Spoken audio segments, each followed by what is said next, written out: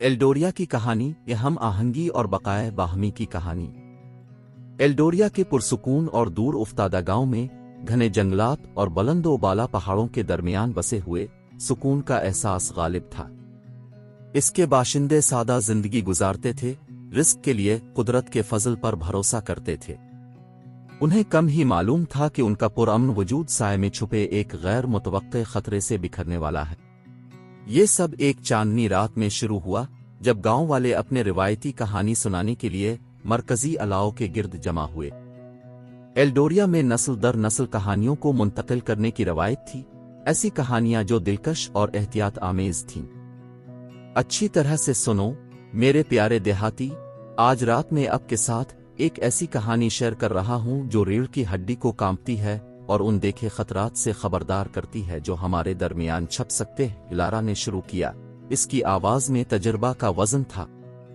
इसकी हैरानी के लिए गार ने गोश्त और खून की मखलूक नहीं बल्कि सूफियाना शिकारियों का एक मजमूए का इंकिशाफ किया, आंखों के साथ सायादार हस्ती जो अंधेरे में कुनवों की तरह चमकती थी। आर्क फितरत और तहजीब के दरमियान नाजुक तवाजुन को तस्लीम करते हुए एक पुरअमन हल तलाश करने की कोशिश की। एक मुश्तरका तफहीम के जरिए आर्क ने सूफियाना शिकारियों को गांव वालों के साथ हम आहंगी के साथ रहने पर आमादा किया। इन वाकयात के नतीजे में एल्डोरिया नई खुशहाली में परवान चढ़ा। गांव और उसके बाशिंदों ने कुदरती दुनिया के लिए एक गहरा एहतराम पैदा किया, पायदार तरीकों को अपनाते हुए और सूफियाना शिकारियों के साथ एक अलामती ताल्लुक की परवरिश की। जैसे जैसे एल्डोरिया की शोहरत फैली, दूर दराज इलाकों और सल्तनतों से सफीर आए जो इस हम आहंग बकाए बाहमी का मुशाहिदा करने के ख्वाहिशमंद थे, जो गांव की पहचान बन गया था। एल्डोरिया, जो कभी फितरत की आगोश में घिरा हुआ एक पुरसुकून ठिकाना था, सिफारतकारी और इफ़हाम व तफहीम की रोशनी में बदल गया। शेर का इर्तकाई सफर तकरीबन 1.85 मिलियन साल पहले शुरू हुआ। अफसाना और कदीम में शीरी, मिस्री, मेसोपोटामिया और यूनानी अफसानों में शेर नुमायां थे। अफ्रीकी में शीरी, अफ्रीकी कबाइल शेरों को कल देवता समझते हैं और उन्हें लोग दास्तानों में नुमायां करते हैं।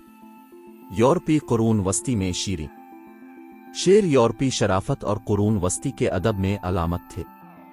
नौआबादियाती मुकाबलों और ट्रॉफी के शिकार ने शेरों की आबादी को मुतासिर किया।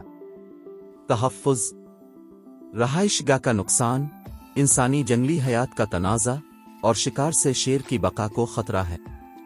मुस्तक़बिल के इम्कानात और तहफ़्फ़ुज़, आलमी इक़दामात और कैदी अफ़ज़ाइश के प्रोग्रामों का मकसद शेरों को महफूज करना है। शेर पीनथीरालियू के तर्ज अमल, माहौलियात और तहफ़्फ़ुज़ की तलाश कर रहा है।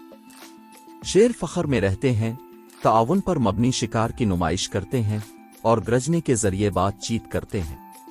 माहौलियात और शेर मुख्तलिफ रहाइश गाहों को अपनाते हैं और कलीदी पत्थर की नस्ल के तौर पर अहम किरदार अदा करते हैं। तहफ़्फ़ुज़, रहाइश गाह का नुकसान, इंसानी जंगली हयात का तनाज़ा और गैर कानूनी शिकार शेरों की आबादी के लिए अहम खतरात हैं।